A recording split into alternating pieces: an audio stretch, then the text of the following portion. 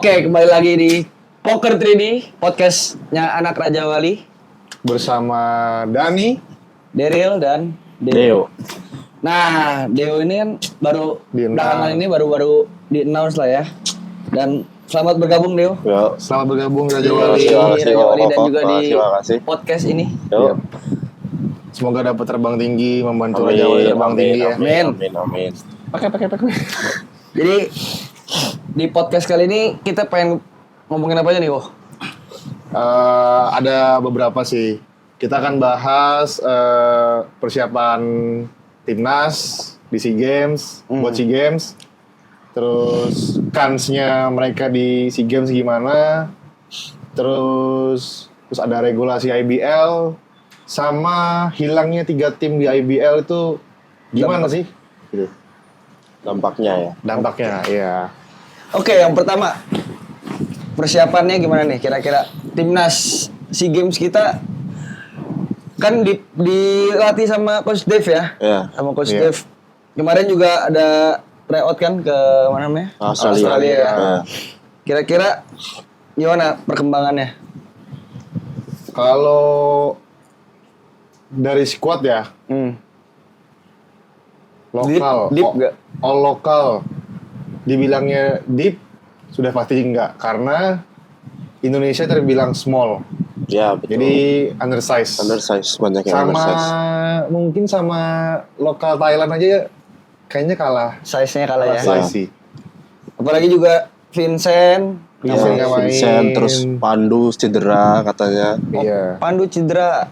Iya. Jadi sementara mungkin big man yang tersedia Pak Koming sama Neo Pandey, Neo Pandey. Sama yang junior baru masuk. Julian Arthur. Kalias, mungkin Sama Arthur. Arthur. Iya. 4 ya. Masih muda, ada junior, ada senior nih. Ya, Iya. itu senior. Cuman ya kalau dari gue pribadi ngelihat lokal semua dari regulasi SEA Games Thailandnya. Oh, jangan lupa ada Dame. Iya, ada Dame. Ya, dame. Ada Dame.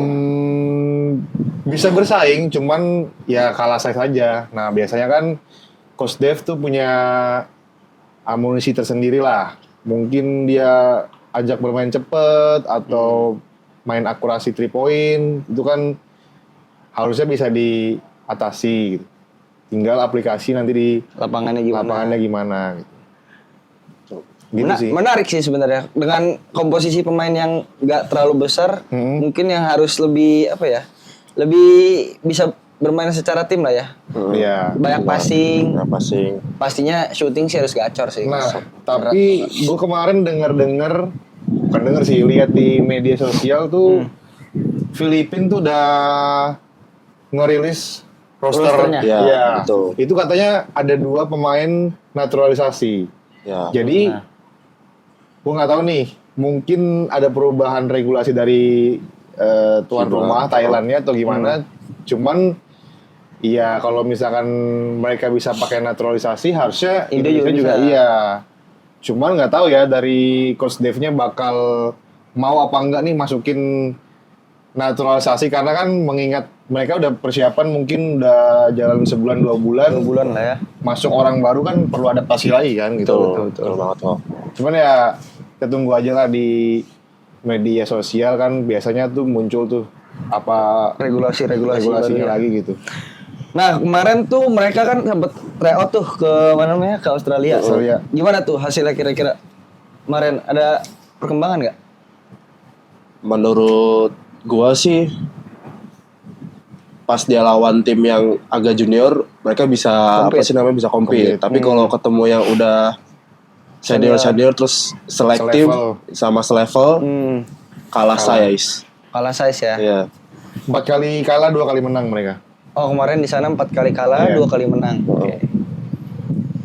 Iya, beda kelas lah sama Australia, makanya kita kan kita tryout terus pasti bagus juga. berapa kali Indonesia tuh tryoutnya ke Australia. Iya. Betul. Jadi ya Lebih berkembang lah, bagus Iya. di sana. Betul. Oke, next. Kira-kira siapa nih pemain yang bakal Bersinar. bersinar atau shining lah di SEA Games nanti? Yang pasti ada nama. Ya kita walaupun kita nggak tahu lah rosternya yang bakal dipilih. Ya, bakal Gue dipilih dapat siapa? sih Agassi sih. Agassi, Iya. Kalau gua ya Yuda Saputra. Yuda. Satu lagi Abraham pasti minimal. Pasti Itu, ya, pasti tapi ya. ini semua small nih. Ya. Semua. Ya gue bilang Agassi sih. Agassi levelnya udah di internasional. Nasional, internasional. Dia punya handle yang bagus. Terus shootingnya juga tajam. Akurasinya tajam. Jadi nggak ada masalah sih harusnya di SEA Games nanti SEA ya. Games ini ya.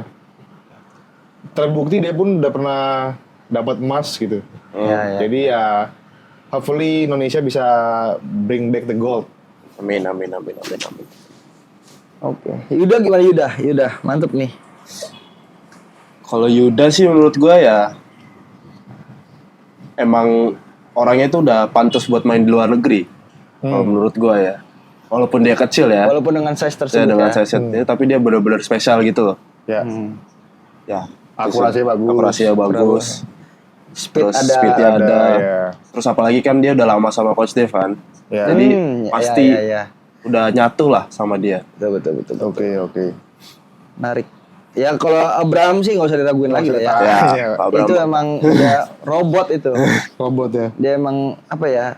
Dari segi apa ya? Punya kemampuan buat satu ngebentuk badan. Kita lihat lah bentuk badan dia tuh gimana ya? Kayak emang udah proporsional lah. Profesional. Buat main Sebagai basket. pemain basket Benar-benar. gitu ya. Benar. Dan juga ya kita tahu lah konsistensi dia, cara dia nembak Dia gimana. nembak, benar. Dan dia juga udah sempat bermain di bilik Mhm. yang notabene memang tempatnya orang main basket lah di sana. Iya. Dia oke banget gitu. Betul. BTW, gue haus nih. Boleh lah kita minum Boleh lah, boleh Kristalin lah. ya. Haus ya. Semua udah haus. Udah haus sebenarnya.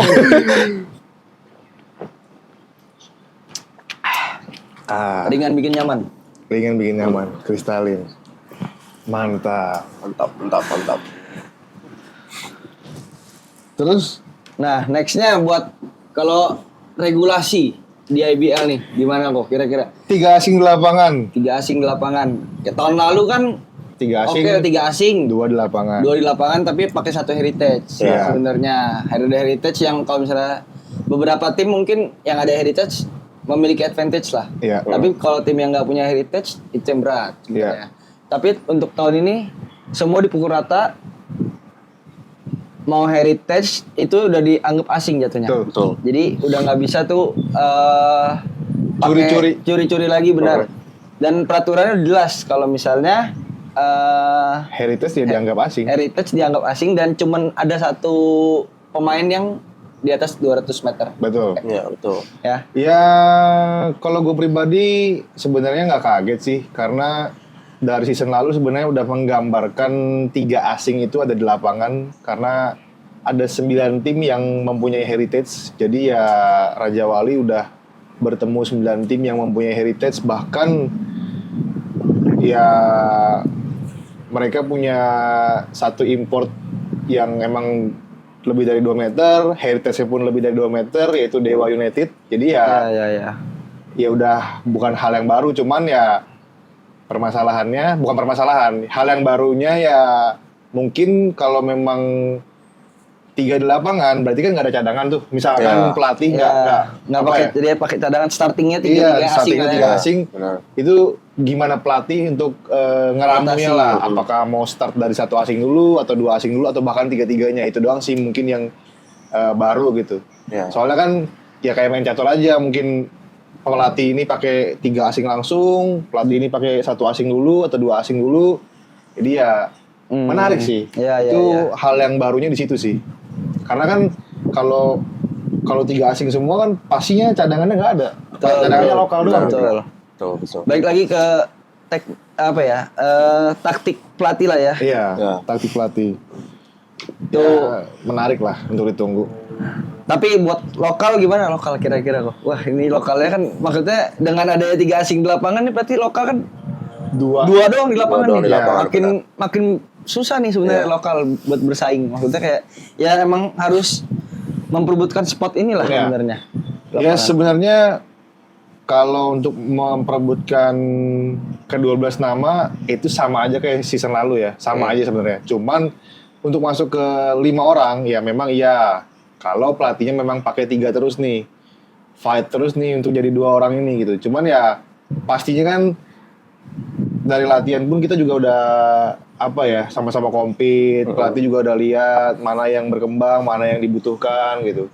Harusnya ya bisa sih. Cuman memang mengecilkan kesempatan pemain Indonesia atau pemain lokal untuk bermain. Apalagi timnya berkurang 3. Betul. Nah, Prawira, Bali. Bali United dan DBJ. Bima Perkasa. Nah, itu dampak kira-kira ya kalau misalnya dengan berkurangnya tim di liga gitu. Dampaknya apa tuh kok kira-kira? Buat liga kita maksudnya kayak ya sekarang udah pastilah. Dengan kurangnya tim tersebut, pasti jumlah game makin sedikit nih. Jumlah game sedikit. Ya. Yang pasti Home away-nya pasti kan kalau misalnya home away kemarin kita tuh 26 game total. ya. Sisa Ini lalu- berarti 22. 20. Nggak nyampe. 11, 10, 20. 20 game. doang. Satu tim 20 game doang. Itu regular season ya. Iya. Playoff kita mungkin kemarin tuh Best aku of baca three. regulasi baru tuh ada ya best of 3, Ada ada best of best 5. of five. Best of 5. Ya kalau gue bilang yang pasti, gue nggak tahu ya. Untuk kualitas kita belum bisa lihat karena kan ini baru. Karena ada 3 asing tadi di lapangan. Terus yang pasti dampaknya buat pemain lokal lapangan kerjanya sedikit. Betul. Sedangkan pemain kita itu banyak Banyak banget ya. banyak banget. Terus tapi kans untuk playoff-nya lebih besar gitu. Betul. Karena makin ya cuma 3 tim yang Cuma nggak playoff 3 tim berarti yang ya. nggak cuma 3 playoff, tim yang nggak lolos playoff. Karena masih katanya 8 tim yang diambil untuk playoff. Gitu. Tapi kalau misalnya kalau boleh jujur pemain-pemainnya makin ini gak sih kok? Tersaring gak sih maksudnya? Harusnya iya. Dengan adanya pemangkasan tim misalnya contoh ada beberapa tim yang Nggak ikut. udah nggak ikut lagi nih misalnya gitu kan. Udah 3 tim nih nggak ikut. Nah, dari ketiga tim ini kan pasti kan pemain-pemainnya itu pas bakal mencar lagi kan kemana kan. Tapi jadi makin banyak nih pemain yang bakal kesaring nih. Kalau misalnya emang levelnya capable pasti bakal pindah Benar. gitu. Ya itu kembali lagi sebenarnya melihat kebutuhan tim pastinya di season sebelumnya yang membutuhkan pemain yang ya misalkan dari BPJ, dari Prawira, dari Bali, gue butuh nggak ya tim pemain itu gitu. Seandainya mereka butuh pasti mereka ambil gitu. Dan ya pastinya ya tersaring karena nggak semua bisa ditampung kan. Betul. Gitu sih. Gimana dia? Saya rookie. baru pertama kali mau coba. Oke. No comment. Mungkin ada yang ditambahin lagi nggak kira-kira? Kalau gue sih ya season ini bakal menarik dan bakal seru sih harusnya. Oke lah. Oke guys, jadi kita dari penghujung acara. Terima kasih. Dan sampai jumpa kembali di Poker 3D. Poker 3D. Oke. See you guys.